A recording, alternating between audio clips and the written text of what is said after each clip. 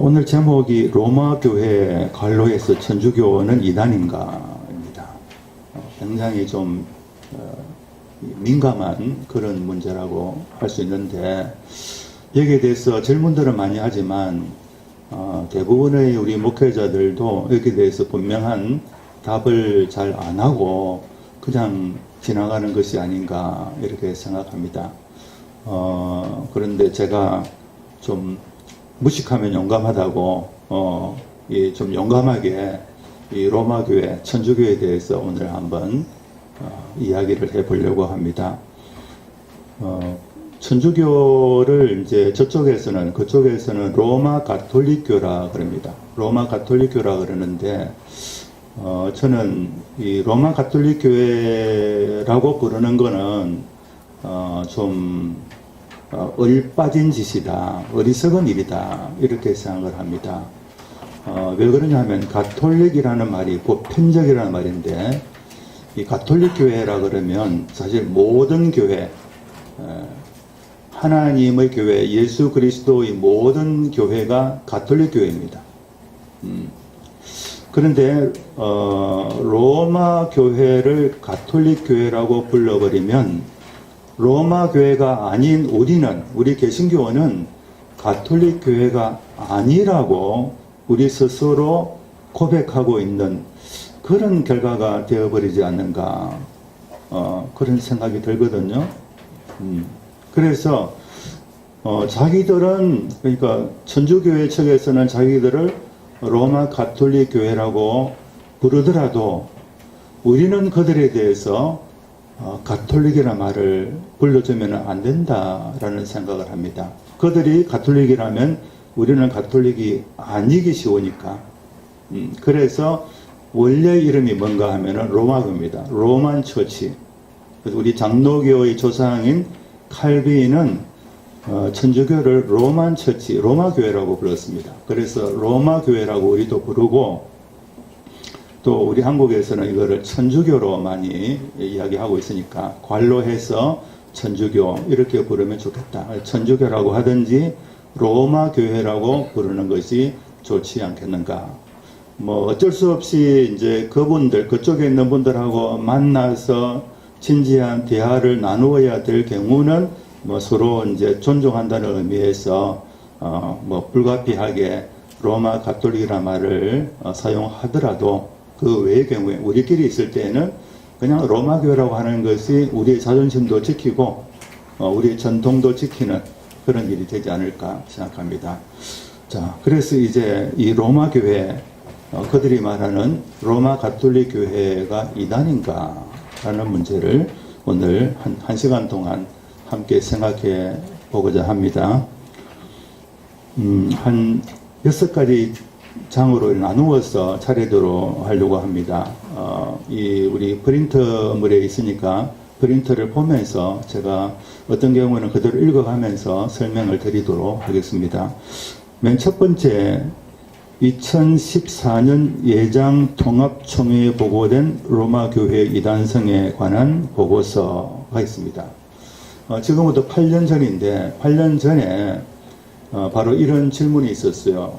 그러니까 로마 교회, 그때는 막 가톨릭 교회라 이런 이야기를 했는데, 가톨릭 교회가 이단이냐 아니냐 여기에 대해서 좀 밝혀달라는 요구가 굉장히 많이 있어가지고 그 당시 우리 이단 대책위원회에서 이 문제를 다루었어요.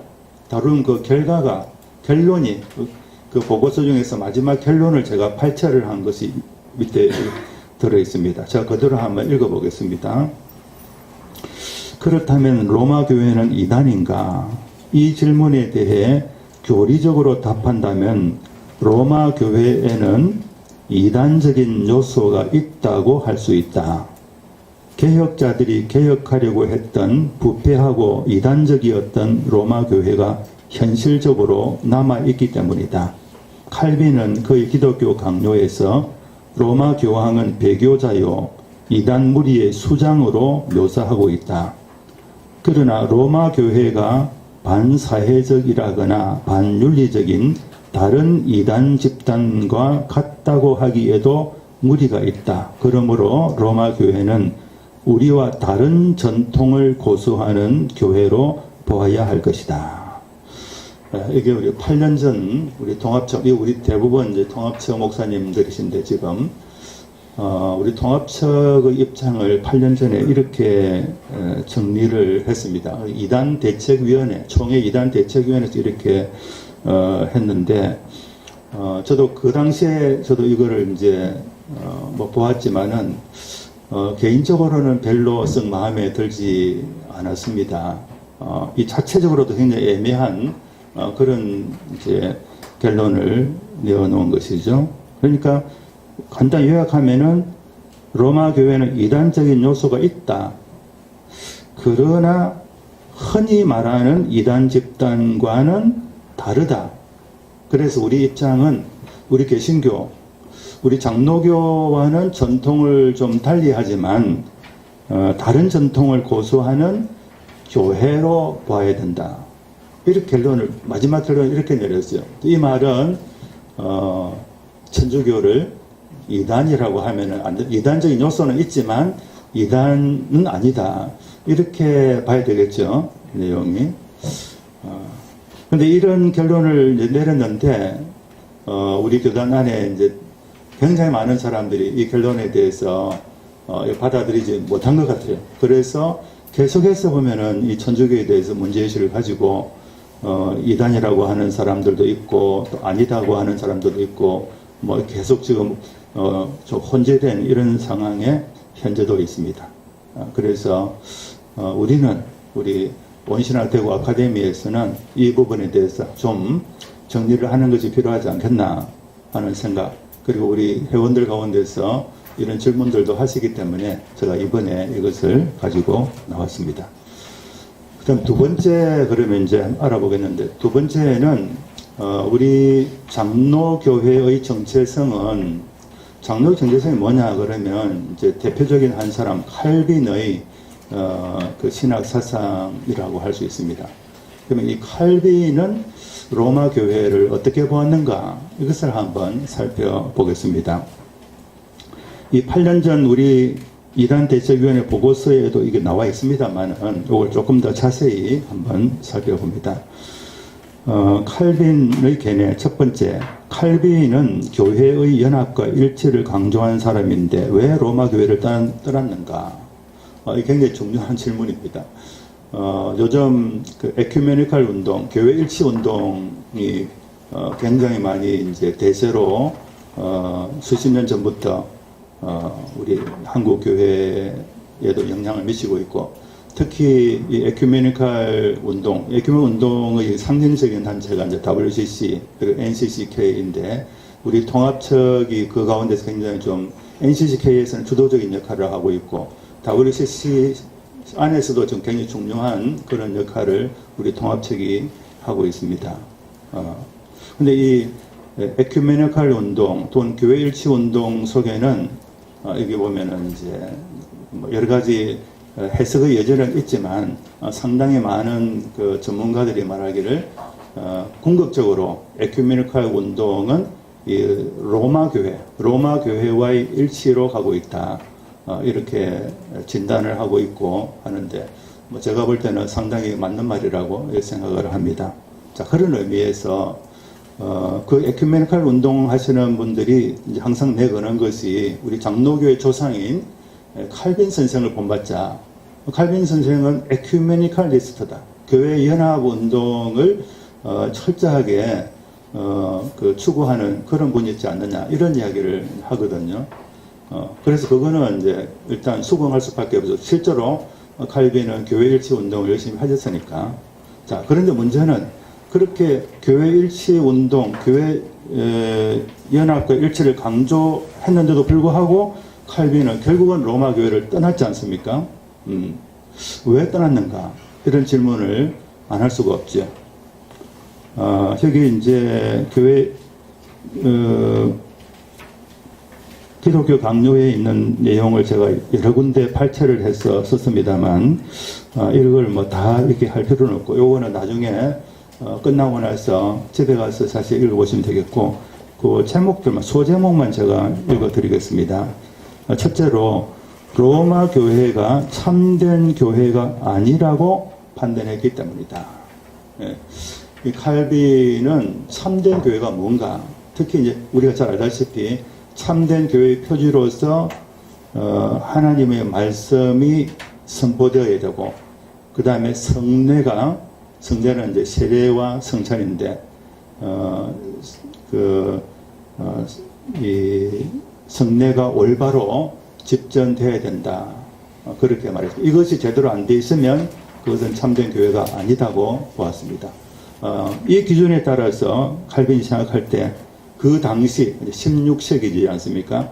16세기 로마 교회는 교회의 표지가 분명하게 드러나지 않고 오히려 굉장히 많이 왜곡되어 있기 때문에 참된 교회가 아니다라고 판단을 했습니다. 두 번째로 밑에 보면은 로마 교회는 그리스도의 대적이면서도 교회의 이름으로 하나님의 백성들을 괴롭히며 위협하기 때문이다. 그 본질은 칼빈은 로마 교회의 본질을 그리스도의 적이라고, 그리스도의 원수라고 봤어요. 그런데 이 로마 교회가 그리스도의 원수이면서도 오히려 교회 이름으로, 자기가 교회인 것처럼 교회라 그러면서 교회 이름으로 하나님의 백성들을 괴롭히며 위협하고 있다. 그래서 이것을 그냥 그대로 있어서는 안 된다. 로마 교회를 떠날 수밖에 없다.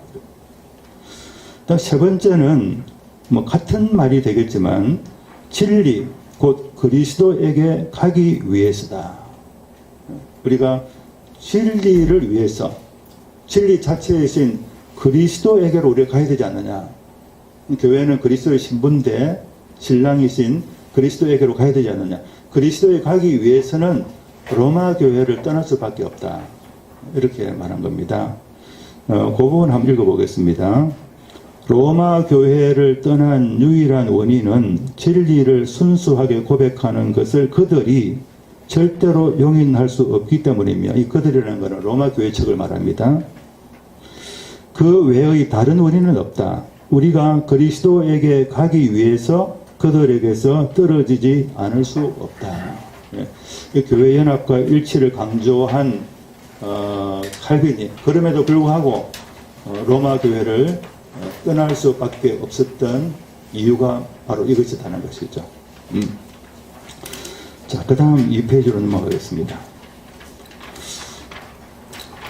칼빈에 관해서 두 번째 질문. 칼빈은 로마 교회 교인의 구원 문제에 대해서는 어떻게 생각했는가? 이거는 지금 우리 가운데서 이런 질문을 가진 분들이 사실 굉장히 많이 있습니다. 맨 마지막에 제가 다시 한번 문제를 환기시키겠지만은, 우리 친구들, 우리 가족들 가운데 로마 교회 신자들이 많이 있지 않습니까? 우리 로마 교회 신자인 우리 친구들, 또 우리 가족들에 대해서 우리가 어떤 태도를 취해야 되는가 하는 이 문제, 굉장히 실존적인 또 심각한 문제인데, 여기에 대해서 칼빈도 상당히 아마 고민이 있었던 것 같아요. 자, 그래서 그 부분에서 보면은 이 두 가지로 제가 정리했는데 사실 좀 애매합니다, 이 내용이. 첫 번째 보면 로마 교회에게 교회라는 이름을 부여하지 않지만 그 안에 교회가 존재하는 것을 부정하지는 않는다. 이렇게 하고 두 번째 넘어가면서 두 번째 2번, 로마 교회를 적 그리스도의 왕국이라 칭하고 그 수령은 교황이라고 하였다. 그렇지만 교회라고 불러준다. 이유는 그 안에 남은 백성이 있을 수 있기 때문이다. 이런 입장을 가지고 있는데, 언뜻 보면 1번과 2번이 서로 반대되는 말 같아요. 그러니까 칼빈이 서로 모순되는 이야기를 하는 것 같지 않습니까? 가만히 보면은. 첫째는 로마 교회에게 교회라는 이름을 부여하지 않는다. 두 번째는 그렇지만 교회라고 불러준다. 좀 모순되는 것 같지요. 그래서 이거는 우리가 잘 이해해야 되겠는데, 그러니까 칼빈이 실질적으로 교회가 무엇인가라는 교회 정체성에 관해서 말한다면 로마 교회는 교회가 아니다는, 그래서 교회라고 부르면 안 된다는 거죠. 그런데 형식적인 의미에서 실제로 이 교회라는 이름으로 있으니까 형식적인 의미에서는 교회라고 불러준다. 그리고 거기에 있어서 단순히 형식적인 면만 아니고 그 교회라고 부르는 데는 한 가지 이유가 있다는 것이죠. 그 이유가 뭔가? 그 안에 남은 백성, 그러니까 하나님의 남은 자들, 진짜 하나님의 백성 중에 남은 자들이 그 안에 있을 수 있기 때문이다 라고 말합니다. 이건 상당히 좀 애매한 부분인데, 제가 이해하기로는 칼빈의 신학에 의하면 로마 교회는 분명 이단이고 그 안에는 구원이 있을 수가 없지만, 그러나 하나님의 역사를 자기가 마음대로 그냥 다 100% 아는 것처럼 그렇게 말할 수는 없지 않는가. 그래서 여지를 남겨둔 부분이라고 생각됩니다. 그 부분이 곧 좀 내려가 보면은 바로 밑에 줄에 보면은 하나님께서 그 안에 그의 백성의 남은 자들을 기적적으로 보존하셨기 때문이다. 기적이라는 말을 씁니다. 그러니까 로마 교회는 원칙적으로는 그 안에 하나님의 백성, 구원받은 백성이 있을 수가 없어요. 칼빈이 볼 때. 그렇지만 우리가 다 아는 건 아니지 않느냐. 우리가 모르는 부분이 있지 않느냐. 하나님께서 우리가 볼 때는 아닌데 기적적으로 그 안에 구원받은 하나님의 백성들을 둘 수가 있다. 하나님 백성이 그 안에 있을 수 있다는 것이죠. 그 여지를 남겨둔 것이죠. 그래서 교회라고 불러줄 수도 있다. 이런 의미를 가지고 있습니다. 이 부분은 나중에 맨 마지막 질문을 할 때 우리 한번 생각해 보면 좋겠습니다.